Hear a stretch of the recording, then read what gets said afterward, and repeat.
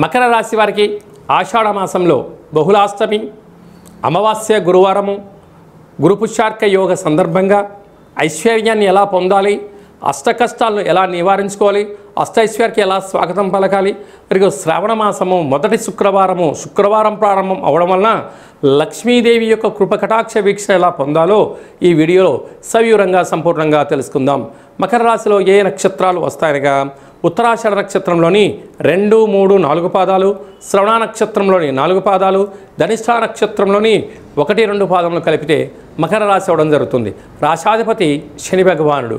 వీరికి 2వ స్థానంలో రాహు సంచారం చేయడం వలన వృత్తులలో, ఉద్యోగాలలో, వ్యాపారాలలో అనేక మంది శత్రువులు పొంచి ఉన్నారు. సీజన్గా వచ్చేటువంటి వ్యాధులు పొంచి ఉన్నాయి కనుక అసలు ఇది వర్షాకాలం అవ్వడం వలన గోరువెచ్చని ఆహారము, నిత్యము గోరువెచ్చని నీరు తాగడము, ఉదయము సాయంత్రము